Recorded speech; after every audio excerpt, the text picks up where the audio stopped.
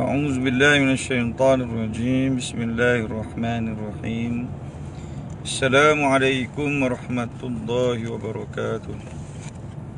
الحمد لله رب العالمين، والصلاة والسلام على أشرف الأنبياء والمرسلين وعلى آله وصحبه أجمعين. أشهد أن لا إله إلا الله وأشهد أن محمد رسول الله. Rabbi syrah li sadri wa yassir li amri wahlul 'uqdatam min lisani yafqahu qawli. Subhanaka la ilma lana illa ma 'allamtana innaka antal alimul hakim. Jadi alhamdulillah, kita syukur pada Allah Subhanahu wa taala, diberikan nikmat iman dan Islam, diberikan kesempatan untuk kita berada dalam majlis ilmu yang diberkati Allah. Saya nak tanya, suara saya jelas kan? Jelas kan? Kalau jelas, respon jelas kan? Okay, jadi saya sebenarnya dalam perjalanan balik ke rumah ni, ada urusan di luar tadi, jadi tak sempat sampai di rumah. Kita kuliah online je lah, kan? Jadi okay, jelas kan suara kan? Okay, jadi insyaAllah kita sambung lagi pengajian kita dalam kitab Islam, Fikrah, Harakah dan Daulah. Islam, Fikrah, Harakah dan Daulah. Jadi dalam ayat Quran Allah SWT menyebutkan, A'udzubillahi minasyaitonirrajim. Bismillahirrahmanirrahim. Wa idh qala rabbuka lil malaikati inni ja'ilun fil ardi khalifah. Dan ingatlah ketika Tuhanmu berfirman kepada malaikat, sesungguhnya aku hendak menjadikan seorang khalifah di bumi. Jadi maksudnya Allah nak jadikan di bumi ini adalah seorang khalifah, iaitu siapa? Di kalangan siapa? Jin ke? Di kalangan haiwan ke? Di kalangan manusia. Jadi bila di kalangan manusia, bila Allah jadikan khalifah tu di kalangan manusia,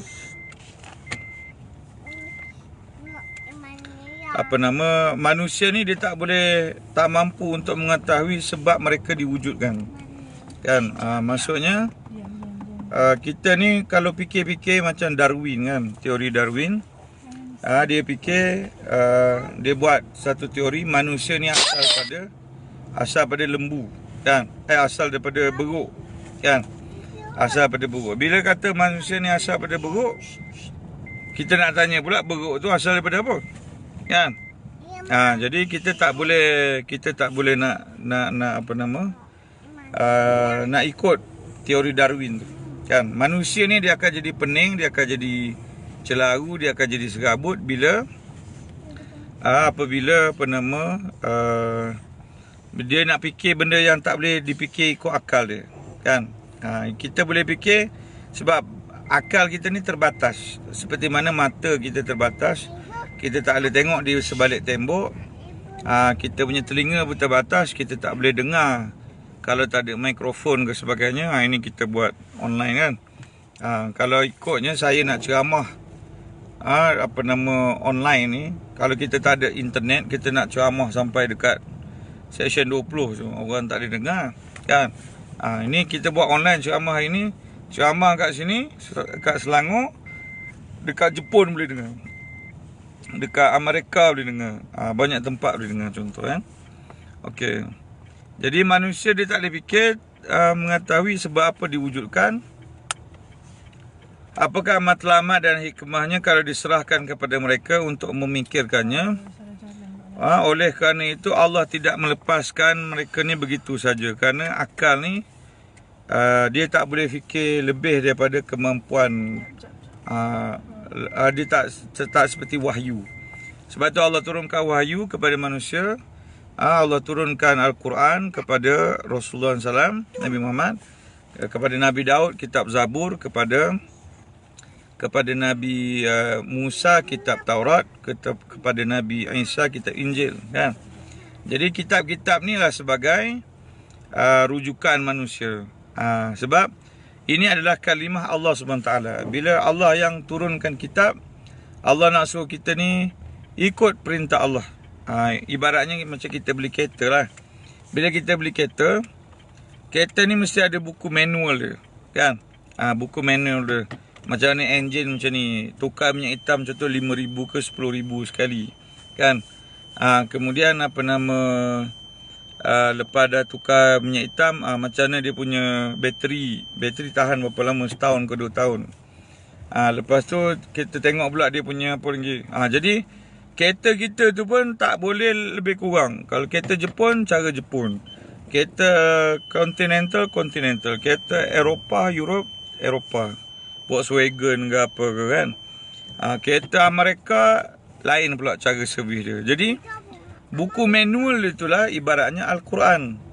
Manusia ni dia tak boleh tiba-tiba dia nak minum arak, dia main minum arak. Dia nak buat apa, dia main buat apa. Halal haram main langgar, tak boleh. Manusia ni siapa yang jadikan? Allah jadikan. Dan kita ni bukan macam produk keluar pada kilang tu kilang ni. Kita ni Allah jadikan daripada manusia ni daripada tanah. Kemudian daripada tanah Allah jadikan daripada tanah tu jadikan Nabi Adam AS. Kemudian daripada Nabi Adam tu nak beranak lagi manusia lain, Allah jadikan daripada air mani, kan, nutfah. Nutfah. Dalam Quran Allah sebut nutfah tu 40 hari. Dijadikan nutfah tu selama 40 hari. Kemudian habis nutfah dijadikan alaqah. Alaqah tu segumpal darah. Daripada alaqah tu dijadikan mudrah. Mudrah itu segumpal daging. Jadi baru jadi manusia. Ciptaan manusia itu pun tak sama macam ciptaan produk-produk lain, kan. Manusia ni ada pendengaran, penglihatan. Boleh ke kita sebagai manusia ni yang terbatas cipta mata, cipta telinga, cipta deria sentuhan ni, kulit kita tak boleh cipta. Sebab tu segala ciptaan manusia ni adalah daripada Allah SWT. Kita tak boleh buat lebih kurang. Maksudnya Allah dah jadikan kita ni manusia, jadi kita kena redha. Ini ciptaan manusia ni adalah daripada Allah SWT. Kita tak boleh tiba-tiba nak cipta telinga, cipta. Boleh buat anggota palsu, tapi anggota palsu tu tak sama macam anggota yang sebenar, kan. Buat pinggang ke, jantung ke, hati ke, paru-paru ke sebagainya, okay? Jadi sebab tu manusia ni jangan rasa belagak, jangan rasa sombong dengan Allah SWT. Minta maaf tuan-tuan, sebab kita dalam kereta ni dia bergegar sikit. Jadi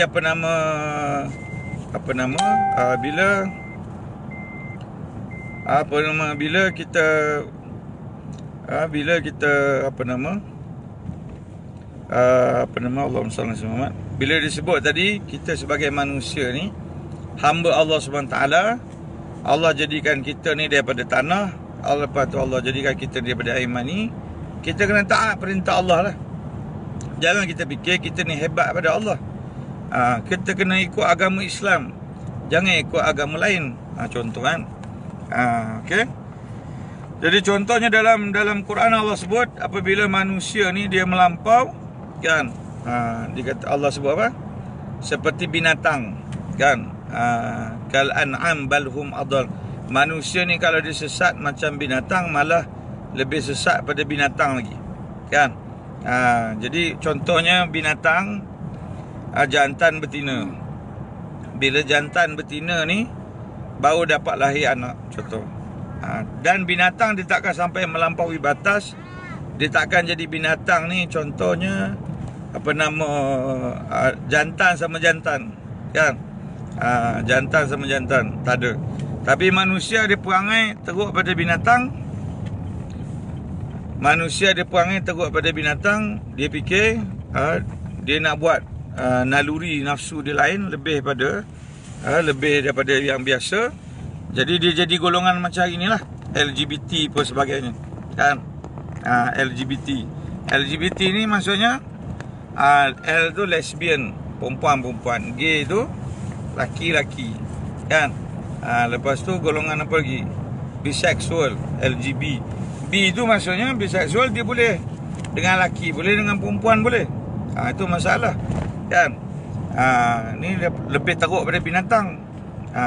T tu transgender, dia boleh ubah jantina. Laki jadi perempuan, perempuan jadi laki. Jadi sebab itulah Allah sebut dalam Quran, manusia ni kalau dia sesat lebih teruk pada binatang lagi. Kan?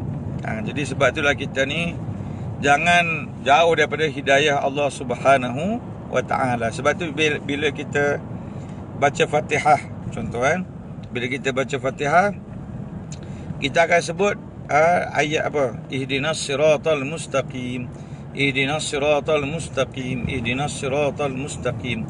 Ya Allah, tunjuk kami jalan yang lurus. Ya Allah, tunjuk kami jalan yang lurus. Ya Allah, tunjuk kami jalan yang lurus. Kan?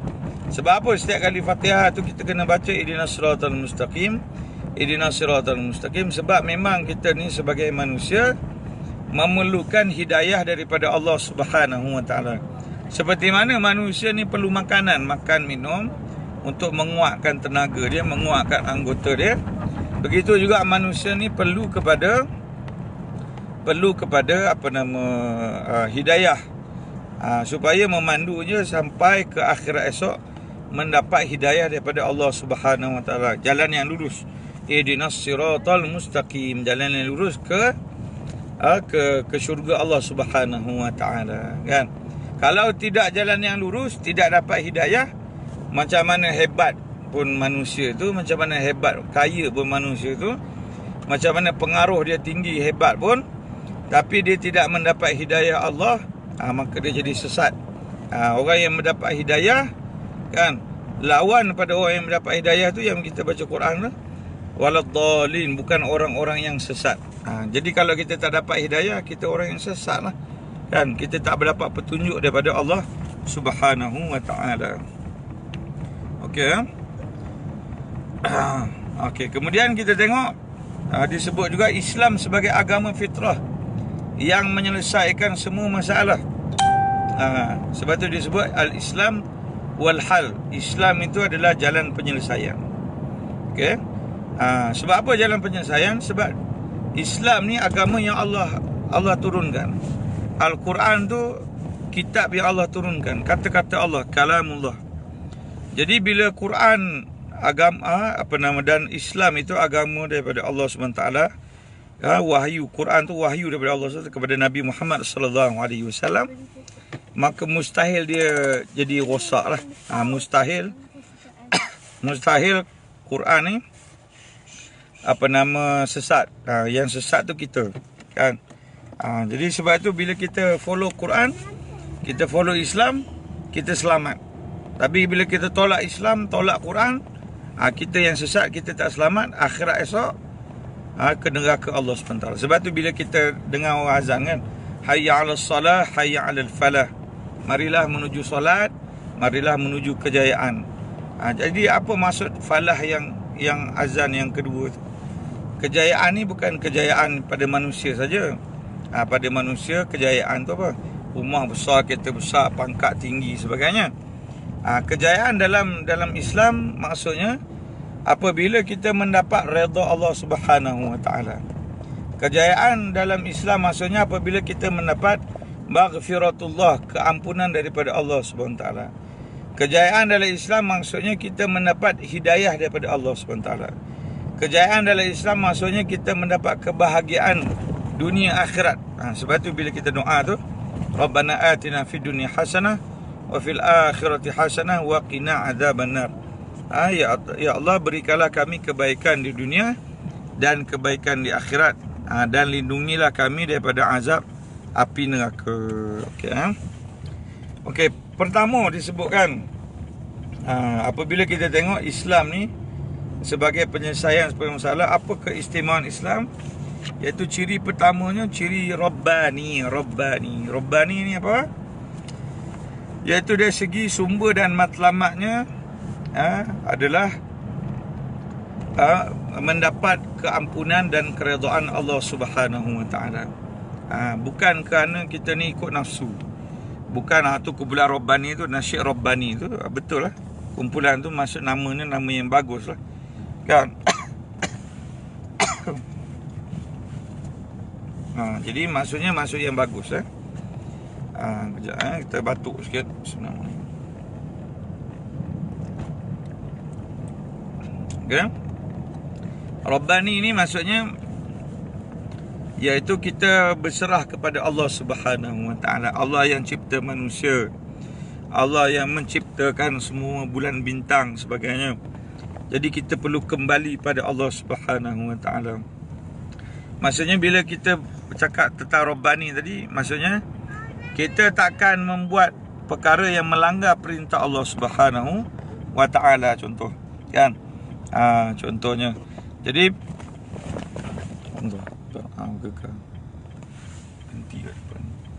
okay. Jadi apabila kita faham tentang apa nama Rabbani ni tadi, Allah sebut apa? Ala ya'lamu man khalaqa wa huwal latiful khabir. Tidaklah Allah yang menciptakan sekalian makhluk itu mengetahui segala-galanya, sedang ia maha halus urusan pentadbirannya, lagi maha mendalam pengetahuannya, kan? Maksudnya yang lebih mengetahui apa yang diciptakan Allah SWT ni, Allah ni Al-Latif, yang maha halus urusan pentadbirannya, dan Al-Khabir, yang maha mendalam pengetahuannya, kan? Dan apabila apa nama matlamat dan yang utama dan pertama sekali ialah menghubungkan manusia dengan Allah Subhanahu Wa Taala dengan ibadah dan takwa. Kerana itulah manusia ni dicipta Allah Subhanahu Wa Taala, disebut dalam Quran, wa ma khalaqtul jinna wal insa illa liya'budun, dan tidak dijadikan jin dan manusia itu melainkan untuk mengabdikan diri pada Allah Subhanahu Wa Taala, kan? Jadi tugas kita ni sebagai manusia ni mengabdikan diri pada Allah, taat perintah Allah Subhanahu Wa Taala, kan? Jadi kalau kita tak taat perintah Allah Subhanahu Wa Taala, maka tak ada gunalah kita ni sebagai hamba, sebagai manusia, kan? Sebagai manusia taat perintah Allah, ikut segala perintah Allah. Ada pula orang petikai, dia kata kenapa kita nak ikut hukum sekian-sekian ni, halal haram lah ni, harus makruh lah apa sebagainya, kan? Sebab apa? Kita hamba Allah. Bila hamba Allah, kita kena ikut perintah Allah, kan? Allah kata wajib solat, zakat, haji sebagainya, buat. Allah kata wajib apa nama kita ni menutup aurat, buat. Bagi orang-orang yang tak taat perintah Allah tadi, dia buat ikut suka hati dia, kan? Orang Allah suruh tutup aurat, dia tak tutup aurat, maka dia bukan orang Islam lah, kan? Kalau kita kata perangai ni pun perangai orang kafir, dia marah pula, kan? Sebab orang Islam yang taat perintah Allah dan perwatakannya, dia tak sama macam orang kafir. Sebab tu Nabi sebut dalam hadis apa? Farqu bainar rajuli wal kafir tarkus salah. Beza orang Islam dengan orang kafir itu adalah orang yang meninggalkan solat. Maksudnya bila kita tinggal solat saja, maksudnya kita dah perangai macam orang kafir. Orang kafir memang dia tak semayang Zuhur, Asar, Maghrib, Isyak kan lantak lah, kan? Subuh ke nak bangun pukul 10, pukul 11, pukul 12, dah bangun pukul 12 tengah hari pun tak kisah. Kita orang Islam wajib bangun pagi pukul 6 contoh, semayang subuh. Eloknya bangun awal lagi, contoh pukul 4 ke pukul 5 ke, boleh qiyamul lail. Contoh itu yang pertama, Rabbani. Ni ciri Islam yang pertama yang perlu kita ikut. Sebab tu bila kita follow Islam ni, kita selamat. Selamat di dunia dan di akhirat. Bukan dunia saja, akhirat sekali. Gitu juga Allah sebutkan dalam surah Nisa ayat 65. Fala wa rabbika la yu'minuna hatta yuhakkimuka fima shajara bainahum thumma la yajidu fi anfusihim harajan mimma qadaita wa yusallimu taslima. Maka demi Tuhanmu wahai Muhammad, mereka tidak disifatkan beriman sehingga mereka menjadikan engkau hakim dalam mana-mana perselisihan yang timbul di antara mereka. Kemudian mereka pula tidak merasa di hati mereka suatu keberatan dari apa yang telah engkau hukumkan, dan mereka menerima keputusan itu dengan sepenuhnya. Jadi bagi orang Islam, lebih lagi bagi orang mukmin, dia takkan berhukum melainkan apa yang disebut oleh Allah Subhanahu Wa Taala. La yu'minuna hatta yuhakkimuka fima shajara bainahum. Maka mereka tidaklah disifatkan beriman sehingga mereka menjadikan engkau hakim dalam mana-mana perselisihan yang timbul di antara mereka. Jadi apa saja masalah, rujuk pada Quran dan hadis Rasulullah sallallahu alaihi wasallam.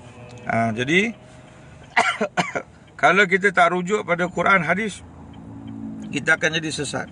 Tak tahu apa nak buat, kan? Macam ada satu buku liberal ni, dia tulis syahadah yang kedua. Ada seorang graduan Jordan, seorang hafiz Quran tapi pemikiran liberal. Dia pula buat buku falsafah, dia kata ini syahadah yang kedua.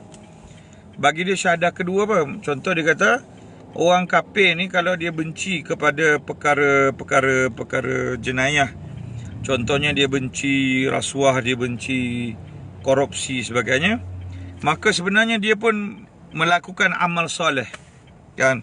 Orang Islam kadang-kadang Islam mengucap asyhadu alla ilaha illallah wa asyhadu anna Rasulullah, tapi masalahnya dia rasuah, dia pecah amanah sebagainya, kan? Jadi bagi dia kadang-kadang orang kafir itu yang benci rasuah lebih baik pada orang Islam, kan? Yang ni yang salah. Macam mana buruk orang Islam pun dia masih lagi mengucap asyhadu alla ilaha illallah wa asyhadu anna Muhammadar Rasulullah. Itu kuncinya. Kunci syurga Allah SWT. Maka setiap orang, biar mana dia tak mengucap asyhadu alla illallah wa asyhadu anna Muhammadar Rasulullah, maka dia bukan Islam lah. Macam mana dia baik sekalipun, macam Bill Gates tu, dia sedekah banyak ke apa ke, kan? Dia tak cakap buruk kat orang lah apa. Nampak ada akhlak tu lah yang bagus, kan? Tapi dia bukan Islam. Maka bila dia bukan Islam, sampai kiamat pun dia takkan boleh masuk syurga, kan? Selagi mana dia tak mengucap asyhadu an la ilaha illallah wa asyhadu anna Muhammadar Rasulullah, mu'tamad, dia bukan Islam. Tapi dibawa oleh orang-orang yang mengaji agama, kononnya bijak pandai tapi sebenarnya tak cerdik. Kalau bahasa kasarnya kita sebut bodoh lah, tak reti. Belajar tak ada ilmu, tak ada guru. Main baca buku tu, main baca buku ni, main baca buku. Ilmu ni kena berguru ni, tuan-tuan sekalian. Ilmu tak ada guru ni ibarat apa? Disebut pepatah Arab ni, man laisa lahu syaikh fa syaitan syaikhul lahu. Siapa yang belajar tak ada guru, maka gurunya tadi adalah syaitan. Syaitan akan menyesatkan dia. Dia akan fikir macam ni, dia akan fikir macam ni, dia akan fikir macam tu. Jadi kita bila berguru dengan seorang guru yang mursyid, seorang guru yang muhakkik, dia akan boleh tegur kita salah. Macam kita baca Quran lah, kan? Kita ingat kita pandai dah alif, ba, ta, sa, jim, apa semua, kan? Tapi bila belajar dengan guru Quran, dia kata awak sebut alif bata tu salah. Sebab bila sebut huruf, kita kena eja alif ba ta, kan? Kita tak boleh kata alif ba ta. Nak membezakan bila ba tu di baris atas atau ta baris atas, jadi mana huruf mana baris, kan? Contoh ba baris atas ba, tapi kita kata hurufnya pun ba, tu salah. Alif bata tu pun dah salah dah, kan? Nak disebut hurufnya alif, ba, ta, sa, jim. Sebutan hurufnya begitu.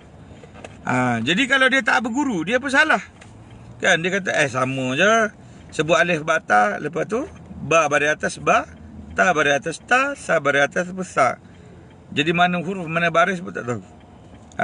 Alif bata yang basic itu pun kalau tak berguru pun boleh jadi sesat, rosak, kan? Jadi apatah lagi belajar bab tauhid, belajar bab tafsir, belajar bab hadis sebagainya. Kena lebih banyak lagi berguru, kena lebih banyak lagi guru-guru kita. Lagi banyak guru kita, lagi bagus, maksudnya kita tak sesat. Lagi banyak guru kita ni, maksudnya kita ni mendapat redha dan doa daripada guru muallim kita tadi, kan? Kalau guru kita satu saja, masalah juga. Sebab kita boleh jadi orang yang taksub. Jadi orang taksub. Guru tu sebut betul ke, sebut salah ke, kita kata ni guru saya. Tak boleh. Sebab tu kita kena compare, bandingkan di antara guru 1, guru 2, guru 3, guru 4, guru 5. Kalau ada 10, 20, 40, 30 guru pun, bila kena dengan ilmu Allah, kena dengan ayat Quran, hadis, dia akan sebut benda yang sama, insya-Allah. Yang kedua adalah dari segi kemanusiaan sejagat. iaitu Islam ni mendasarkan kepada kemanusiaan sejagat, hidayah kepada seluruh manusia tanpa mengira bangsa, keturunan, warna kulit dan tempat. Kerana Islam itu ciptaan Allah, maka dia tidak pengaruhi dengan perasaan manusia yang mementingkan pribadi, keturunan dia atau tempat, kan? Jadi Islam ni dia universal, kan? Dia tak ada Islam ni untuk agama orang Arab saja. Islam ni untuk orang putih saja. Islam ni untuk orang kaya saja, tak ada. Seperti mana agama-agama yang sesat yang lain, bagi mereka ni contoh macam di Parsi dia ada satu agama namanya agama Zoroaster. Satu lagi dia bagi agama Mazdak. Zoroaster ni bagi golongan bangsawan, orang Parsi, orang kaya-kaya. Jadi bagi dia buat satu agama yang khusus. Dan apa yang pelik agama Zoroaster ni apa? Dia boleh kahwin sesama bangsawan, sesama adik-beradik, sesama saudara mara, kan? Kalau sepupu tu Islam pun boleh kahwin. Ini sama anak beranak. Ayah kahwin dengan anak perempuan, mak kahwin dengan anak lelaki. Anak lelaki kahwin dengan anak perempuan. Sebab nak memelihara keturunan tu jangan sampai jauh ke orang lain. Ni sesat, kan? Agama Mazdak pula, bagi orang Parsi ni dari satu agama Mazdak. Bunyi macam jenama kereta kan, Mazdak. Agama Mazdak ni pula pelik sebab bagi dia semua benda ni adalah ibarat barangan jualan, kan? Contohnya perempuan ni bukan sebagai isteri, bukan sebagai manusia. Perempuan ni boleh dijual beli, jadi hamba. Manusia bersama, kalau kita ada duit, manusia pun boleh jual beli. Sebab tu jadi hamba lah sekalian, kan? Manusia ni pun macam barang. Kita nak bunuh dia ke, kita nak anaya dia ke, kan? Jadi tu agama-agama yang sesat, yang rosak, kan? Dan dia bukan sesuai untuk universal. Contoh Hindu bagi Hindu ni, dia agama dia semua benda jadi Tuhan, kan? Dia tengok beruk jadi Tuhan, dia tengok tikus jadi Tuhan, dia tengok gajah jadi Tuhan. Dah semua benda jadi Tuhan. Siapa yang Tuhan, siapa yang makhluk, kan? Dia cipta agama dia. Dia ada Brahma, dia ada Krishna. Brahma ni adik pada Krishna, Krishna ni sepupu lah, ipar lah sebagainya. Tuhan pula ada adik-beradik, ada ipar duai. Macam mana rosak lah. Agama Kristian ada 3 Tuhan. Allah, Ruhul Qudus, Siti Maryam dengan Jesus. Bagi dia 3 dalam 1, 1 dalam 3. Macam mana pula 3 jadi 1, 1 jadi 3? Tuhan tu satu saja. Lepas tu agama Kristian Yahudi ni, dia hanya khusus untuk orang Yahudi, kan? Kalau Kristian ni bagi orang kafir, orang putih ni, orang British ke orang Amerika, dia kata Kristian ni untuk agama dia, orang putih, orang kulit putih. Salah. Bila baca dalam kitab Bible, kitab Injil lah yang asal, Bible tu yang dah diselewengkan, memang sebenarnya agama Kristian ni, dia kalau dibacakan, Injil tu untuk semua manusia, kan? Daripada kaum Israel tadilah, dan supaya mereka ni taat perintah Allah. Tapi apabila diselewengkan jadi kitab Bible, kan, ditukar-tukar dalam kitab tu, yang halal pun dia jadi haram, yang haram pun jadi halal. Contohnya apa? Contohnya perkahwinan. Bagi seorang paderi tak boleh kahwin. Sebab dia kata kalau kita ni seorang yang beragama tak boleh kahwin. Fitrah manusia ni berkahwin, mesti ada hubungan laki perempuan. Kalau dia ni seorang gitu saja, tak normal lah. Laki sampai ketua seorang saja, tak ada teman hidup, kan? Perempuan pun yang jadi sister ni, Mother Teresa lah, apa pun dia punya tu, yang perempuan pun dia tak ada suami.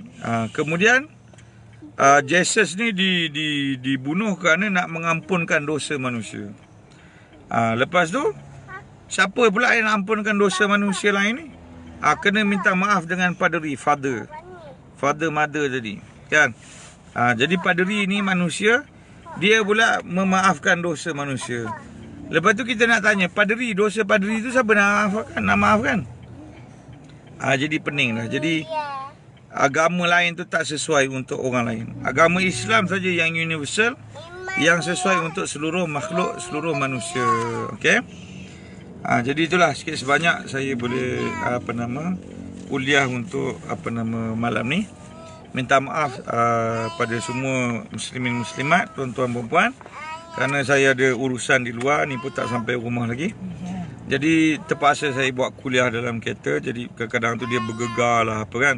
Tapi yang paling penting maksudnya penyampaian ilmu tu sampai kan. Saya pun sebenarnya kesihatan tu tak normal lagi lah. Sebab sebelum ni kuarantin COVID-19 selama dekat 13-14 hari. Jadi batuk tu masih lagi kuat kan. Jadi dia panggil long COVID. Jadi kita nak bawa kereta sendiri tak boleh, kita nak bawa motor normal macam orang lain tak boleh. Jadi kesihatan kita tu terjejas.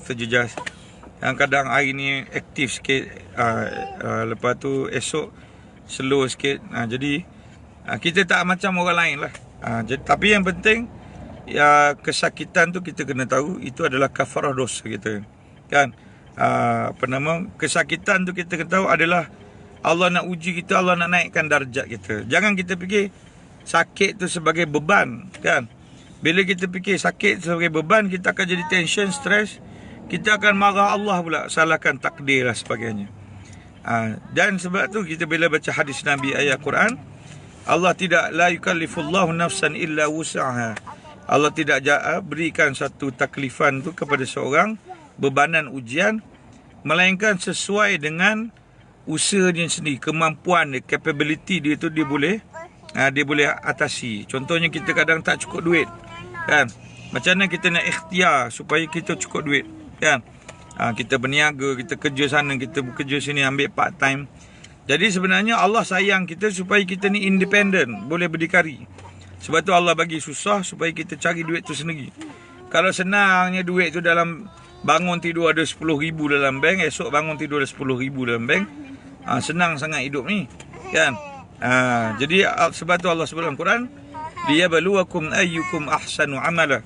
Allah nak bagikan, Allah jadikan khalaqal mauta wal hayah, jadikan mati dan hidup ni sebagai ujian kepada manusia. Liyabluwakum ayyukum ahsanu amala, untuk menguji di antara manusia ni siapa amal dia paling baik. Siapa amal paling baik. Jadi dalam Quran, tafsir ulama sebut, kenapa Allah tak sebut aktsaru amala, paling banyak amalan. Tapi dalam ayat ni Allah sebut ahsanu amala, paling baik amalan. Supaya kita fikir, supaya Allah suruh kita fikir, buat kerja itu sehabis baik, semaksimum mungkin. Contoh sedekah yang paling baik. Contoh jadi suami yang paling baik. Jadi isteri yang paling baik. Jadi anak yang paling baik, yang soleh, yang salihah kan. Kalau kita bekerja dengan itqan, dengan sungguh-sungguh mujahadah, dengan paling baik, pekerja tu pekerja yang paling baik, ahsanu amala. Tengok cantik ayat Quran. Sebab ada orang pergi kerja buat lebih kurang kan. Dia pergi kerja, dia punch card, lepas tu dia sembang, membawang lah apa semua. Dia pun lunch kat luar, makan ni apa semua. Cukup pukul 4, pukul 5, dia pun punch card balik. Jadi apa sebenarnya hari tu apa dia buat? Tak ada buat apa, dia lepak je kat tempat kerja. Orang Perak panggil melengkor je, lepak je. Menghabiskan gaji je, bayar gaji je kan. Jadi dia tidak bekerja sebagai orang yang ahsanu amalan. Ada orang solat dia lebih kurang je. Baca pun tak betul. Allah Akbar, Allah Akbar, Allah Akbar. Macam patuk ayam kan, semayang bangun duduk. Dan Nabi sebut ada satu golongan manusia yang mana sepanjang hidupnya siti nasanah, 60 tahun, tidak diterima solatnya. Allah Akbar, na'udzubillah min zalik. Semayang 60 tahun, tapi semayang dalam keadaan tidak diterima amalnya di sisi Allah Subhanahu wa ta'ala. Jadi itulah sikit sebanyak apa yang baik daripada Allah SWT, apa yang kurang daripada saya sendiri. Doa kepada Allah SWT. Allahumma ya muqallibal qulub, tsabbit qulubana ala dinik wa ala ta'atik. Ya Allah yang maha membolak-balikkan hati, tetapkan hati kami atas agamamu dan ketaatan padamu. Kita tutup aja dengan tasbih kafarah dan surat Al-Asr. Subhanakallahumma bihamdik asyhadu an la ilaha illa anta astaghfiruka wa atubu ilaik. Bismillahirrahmanirrahim. Wal 'asr innal insana fi khusr illa alladhina amanu wa 'amilus shalihat wa tawassaw bil haqqi wa tawassaw bil. Assalamualaikum warahmatullahi wabarakatuh.